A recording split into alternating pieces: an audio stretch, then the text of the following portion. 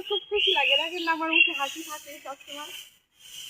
নতুন নতুন সব কাজই ভালো লাগে, তখন আর ভালো লাগবে। কেলাই কেলাই ছুড়েতে এ পারেন না আবার ভুট্টা ক্ষেত করে হে আবার কষ্ট কোন আমার কাছে সহজই মনে হয়। আমি মোবাইলে দেখি আপনার কাছে সব মুসুর দেন ভেঙে যাবো।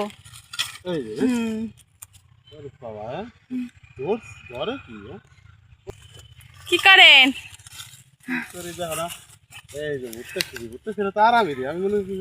আমি ছিড়বো, আমার অনেক শখ ভুট্টা ছিড়ার। আপনি এটা ছিড়েন তারপর আমি ছিড়বো।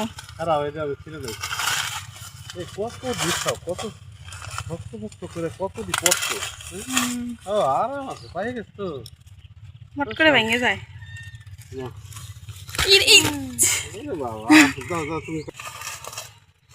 শখ যাচ্ছে। আমি প্রথম ভুট্টা শিখেছি, এতদিন শুধু মোবাইলে দেখছি। হ্যাঁ, মোবাইলে দেখতাম আর শিখতে অনেক মানে শখ হতো, আর ভাবতাম আমি যদি ভুট্টা খেত করতে পারি। আজকে এই যে শখ পূরণ করলাম, নিজেদের খেতে না যেহেতু, তারপরেও আমাদের পাশের বাড়ির একজনের ক্ষেত, নিজেদের ক্ষেতের তা এখনো বড় হয় নাই, তারপরে যে আনন্দটা লাগতেছে তা বলে বোঝানোর মতন না। না কথা ঠিক আছে। ও যেটা হয় আর একটা সিরিজ বড় তো, হ্যাঁ বড় তো। বন্ধুরা দুইটা সিরিজ অনেক সহজ, আমাদের ক্ষেতের তা পাকলে আমরাই ছিড়বানি। মানুষের সিরান দরকার নাই, ওই ছিড়বান না, কিন্তু এই গাছগুলি হলো যন্ত্রণা দেয়, গাছ নেয় না মানুষ, কাইটে দেওয়া লাগে। গাছ পুরে দেবলে কাটাই দিয়া লাগে, ওই পুরে যে কাটছে মানুষটা নিতেছে। ওরা কি করছে, ওই যে ওরা কি করছে আব্বাসের খেতে। বন্ধুরা আমরা পুঁইর বাগানে আইছি, পুঁই শাক যত কাটা যায় তত হয় মনে হয়। ওই হে বিটে না, ও পিমার বিটে এনে এনে যে আমরা আসতাম আগে শুরু করে না, এই পাতায় দি পোক ধরছে। পোক ধরতে দেই তো সত্যি কিছু এই উঁচা ছিল, হেঁটে দিকে সমান করে দেবে না, এই কি ঝিলঝিলি সাপ।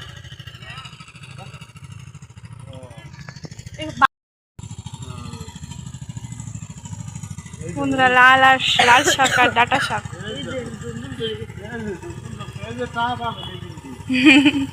বাবির খেতে আসতে হবে, ছিঁড়ে কিনে নিয়ে যাইতে হবে। আমাদের ক্ষেত পরিদর্শন শেষ, এখন আমরা নিজেদের ক্ষেতের উদ্দেশ্যে যাইতেছি। আমাদের ইসে ভুট্টার জমিতে আমরা ওষুধ দিব।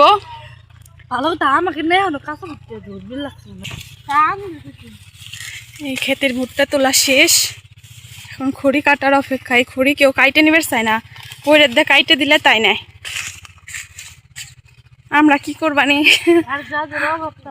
এই যে ওষুধেরই ভুটতেছে, এখন সন্ধ্যা হয়ে গেছে, এই টাইমে দিতে হয় ভুট্টা খেতে ওষুধ। মানে আলো বাতাস, আলো যত কম থাকবে এই ওষুধটায় পোকের জন্য তত তাড়াতাড়ি কাজ করবে।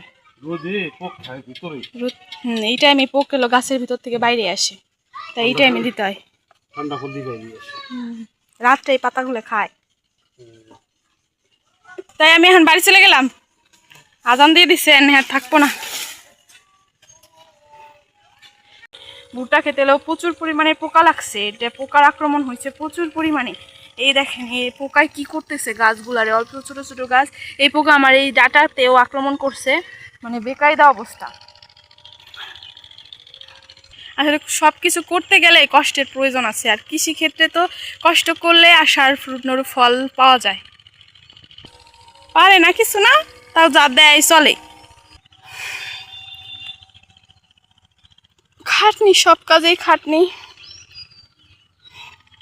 যেমন লাল শাকের পাতাও খায় ফেলাইতেছে, তেমন ভুট্টার পাতাও শেষ করতেছে। আবার এটা আসলে বিষ না, এটা হলো একটা ওষুধ, এটা দিলে মানে গাছে যে পোকামাকড় আছে সেগুলো মারা যাবে। বন্ধুর লোকে পানি ফুরে গেছে নি,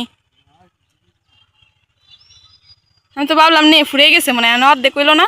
ওই পাশে দিল কত সেহুন করে, আর এই পাশে এসে কত ছড়াইলো, ও মনে থাকবি। হ্যাঁ আবার তো সে দিয়া জায়গায় দিবেন আপনি, ওই পাশ থেকে সিপাই দিয়ে এলো ঘাসের পাত্তে অর্ধেক দিল, আর এনে যাইতেছে অর্ধূর পর্যন্ত।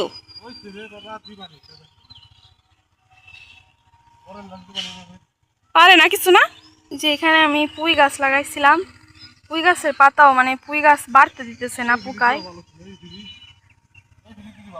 এই পুঁই গাছগুলো এবার ভালো করে দিয়ে দেন।